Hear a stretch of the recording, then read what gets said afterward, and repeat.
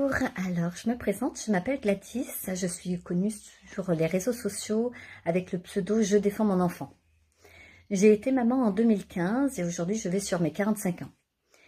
Il faut savoir que à l'âge de 3 ans et demi, ma fille m'a fait ses premières révélations d'inceste et je l'ai cru et dès le lendemain j'ai porté plainte. C'était le 6 août 2018. Tout de suite j'ai fait des non-représentations d'enfants pour protéger ma fille, puisque malgré cette plainte, monsieur présumé innocent conservait des droits de garde et d'hébergement. Malheureusement, 1 an après, ma plainte a été classée sans suite, malgré qu'il y avait un rapport psychologique ordonné par le juge d'affaires familiales qui révélait que ma fille avait répété être victime de viols incestueux, et malgré une information préoccupante télétransmise par le directeur d'école de ma fille, puisqu'elle avait également parlé en classe. Et ce sera en juillet 2021 qu'un arrêt rendu par défaut par la cour d'appel de Chambéry donnera l'autorité exclusive à monsieur, alors qu'il ne l'avait pas vue depuis 3 ans, soit la moitié de sa vie.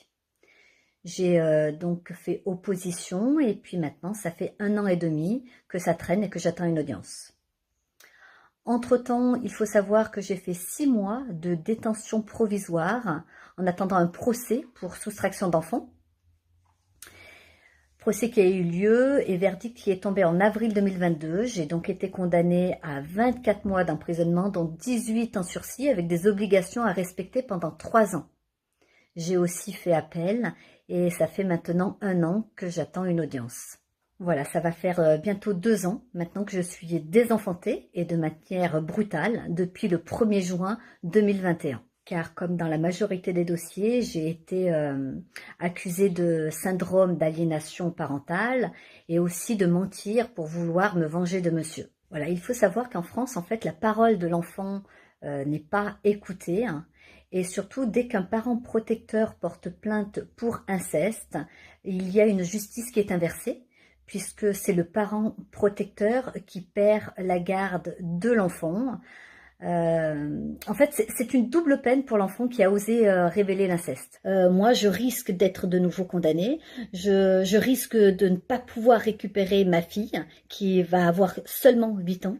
Enfin, tout ça pour vous dire que je suis en effet révoltée. Je ne me tairai pas. J'ai compris que l'avenir de nos enfants était en danger. Je ferai tout pour que ça change. Voilà, merci beaucoup de m'avoir écouté. N'hésitez pas à nous soutenir, à témoigner également. Et surtout, la peur doit changer de camp. Et je pense qu'ensemble, nous pouvons affronter cette lutte. Parce que la cause est importante.